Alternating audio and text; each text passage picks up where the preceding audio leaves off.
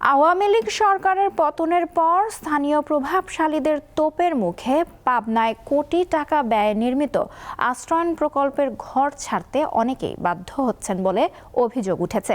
বিষয়টি তদন্ত করে ব্যবস্থা নেওয়ার আশ্বাস দিয়েছে উপজেলা প্রশাসন।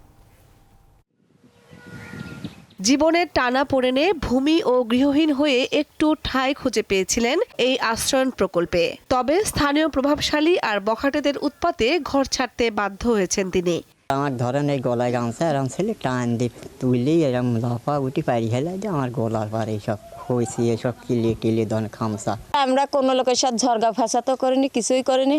হঠাৎ মেরে আমার শালিক মারলি, মারার পরে আমরা চলে আসি। গৃহহীন, ভূমিহীন ও নিম্ন আয়ের মানুষের জন্য সরকারের দেয়া উপহারের ঘরে ঝুলছে তালা। এমন চিত্র চোখে পড়বে পাবনা সদর উপজেলার হেমায়েতপুর ইউনিয়নের চরাঞ্চল অধ্যুষিত এলাকা ভবানীপুর গ্রামে।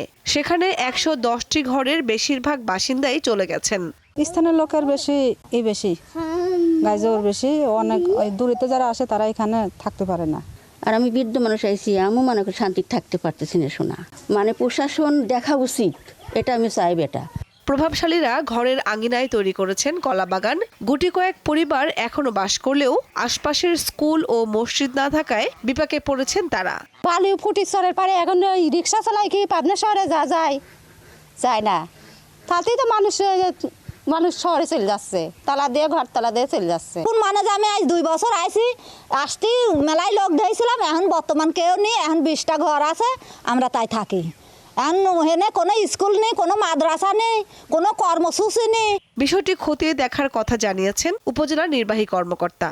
আমরা বিষয়টি খতিয়ে দেখব আসলে কি কারণে আশ্রয়ণ প্রকল্পগুলোতে যাদের উপকারভোগী থাকার কথা তারা থাকছে না, এখানে কোনো সমস্যা আছে কিনা কিংবা অন্য কোনো কারণে তারা থাকছে না কিনা, এটা আমরা তদন্ত করে দেখব এবং আমরা চেষ্টা করব আমাদের পক্ষ থেকে যদি কিছু করণীয় থাকে তাদের এখানে থাকার ব্যবস্থা গ্রহণের জন্য, সেটা আমরা অবশ্যই সেই ব্যবস্থাটা নিব।